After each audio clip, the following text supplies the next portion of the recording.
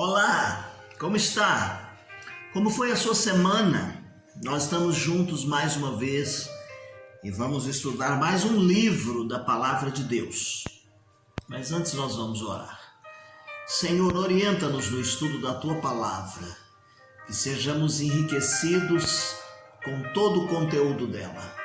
É a oração que fazemos no nome de Jesus. Amém. Muito bem, meus queridos irmãos, nós dissemos no nosso último encontro que nós estaríamos parando em Juízes e não faríamos a aplicação do livro de Juízes para a igreja de hoje, porque está atrelado ao livro de Ruth, que é um pequeno livro do qual nós vamos falar alguma coisa hoje com os irmãos, neste momento com os irmãos. O livro de Ruth, que é um livro de uma história de amor. O livro de Ruth recebe esse nome em virtude da heroína, daquela mulher cuja devoção a Deus e o amor à família, ela tem recebido louvores de muitos escritores, muitos comentaristas. É um livro muito bonito, como dissemos, ainda que um pequeno livro da Bíblia. Ele narra que Deus agiu com graça, recompensando a fidelidade de duas viúvas, Ruth e Noemi. No momento mais difícil da vida destas duas pessoas, Deus as libertou de situação difícil. E quando elas voltam para a terra de Noemi, ali ela vai encontrar um homem, Boaz, e por meio de Boaz, ele vai ser o redentor da família. Ele vai dar aquela sequência sanguínea na família de Noemi, porque ela perdera o marido e perdera os seus dois filhos. Então ele, casando com Ruth, ele vai manter as propriedades da família de Noemi. O livro de Ruth, que está próximo ao período dos Juízes, há cerca de 1750 a.C. ele foi escrito. Então, por essa razão é que nós o colocamos próximo ao livro de Juízes. Após o livro de Juízes, ele aparece aí. O autor do livro é desconhecido, a autoria é desconhecida, mas o nome que vem assim com o seu caráter principal dentro da tradição judaica antiga, há quem atribua a autoria do livro ao profeta Samuel. Mas não podemos afirmar que esta seja a autoria do livro com segurança. Um pouquinho do tema central do livro. Como dissemos, Ruth é um livro pequeno, mas bonito, de uma história de fidelidade. Fidelidade tanto humana quanto divina. Noemi demonstra aqui, em primeiro lugar eu quero destacar, a fidelidade para com a sua terra, a terra da promessa, os seus ancestrais. Então, quando ela volta, ela está mostrando aqui uma fidelidade com a sua terra. Quando nós olhamos Ruth demonstra fidelidade para com a sua sogra. Quando ela, vindo para Belém, ela se dispõe até mesmo a trabalhar nos campos para sustentar a sua sogra, para cuidar da sua sogra.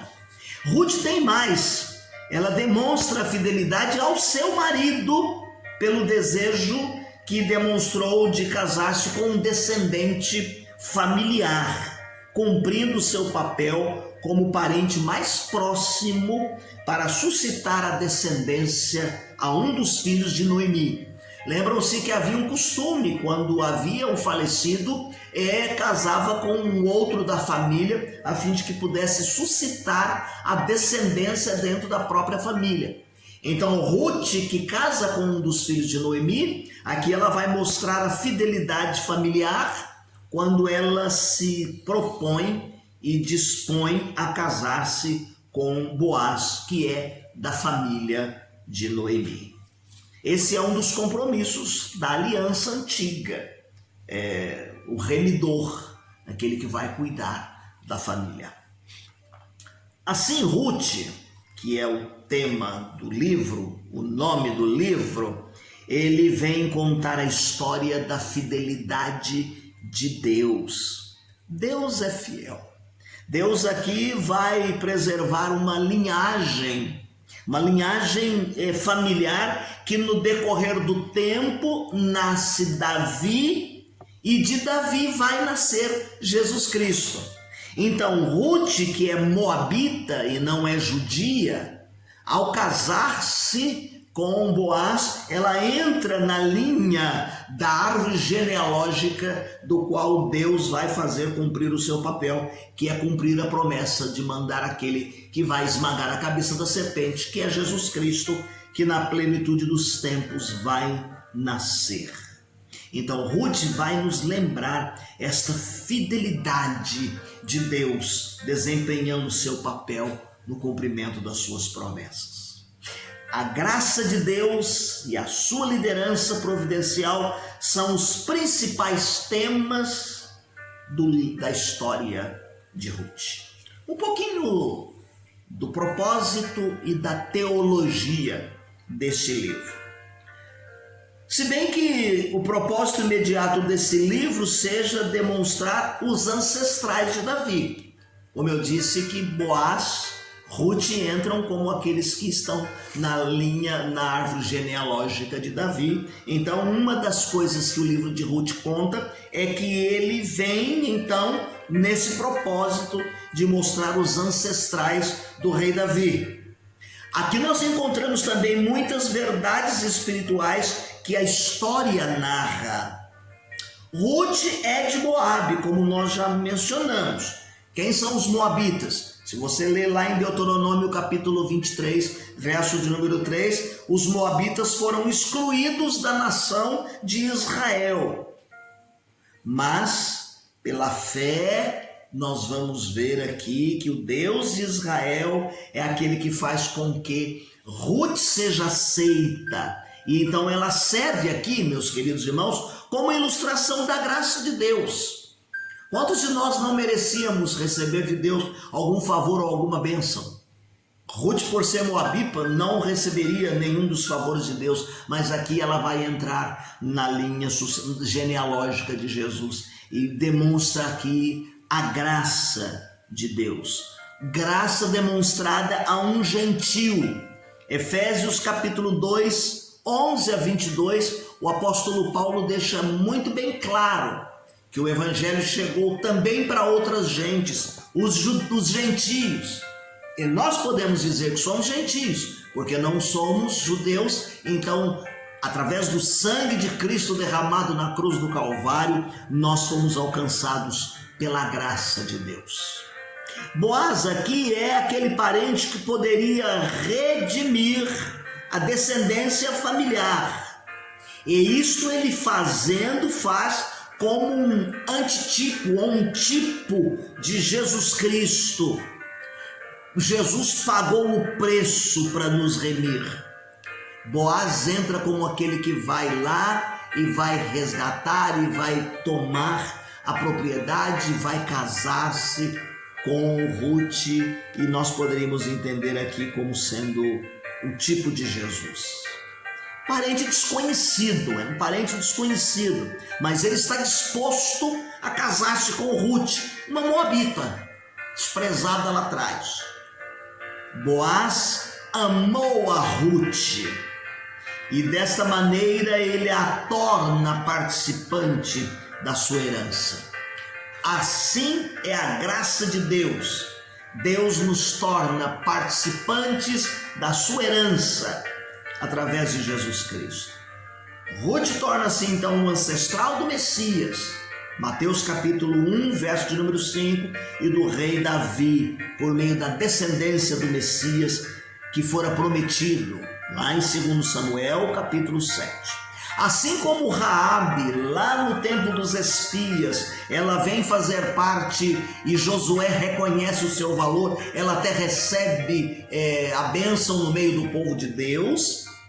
Assim Ruth, como gentílica, ela torna-se participante da história da salvação. É um livro pequeno, mas de uma história, ou narra a maior história jamais contada. E sobre o conteúdo resumido deste livro, o que é que nós podemos aprender? Um pouquinho a respeito de fé. A opção de fé de Ruth faz com que ela se torne notável. Esta fé de Ruth, como estrangeira, desenvolvendo a sua fé no Deus da sua sogra. É ela quem vai dizer, quando Noemi coloca as duas noras e diz que elas deveriam seguir o seu rumo e voltar para a sua família, Ruth vai dizer aquele clássico texto: não insista para que eu te deixe, que eu arrede o pé de ti. O teu Deus é o meu Deus. Onde você for, eu irei também. A sua resposta a Noemi, registrada no capítulo 1, o verso de número 16 e 17, continua sendo uma das mais belas manifestações, não só de afeto familiar, mas também vai demonstrar, meus queridos, uma fé no Deus eterno, do Deus da sua sogra. Ainda falando de fé, o desafio de fé de Ruth aqui, ela teve que enfrentar muitas coisas. Quando nós olhamos esse texto, nós poderíamos dividir aqui em 3 momentos, o capítulo 2, de 1 a 23. A preparação para encontrar Ruth com Boaz, capítulo 2, de 1 a 3. O elo que é feito entre Ruth por Boaz, capítulo 2, de 4 a 18.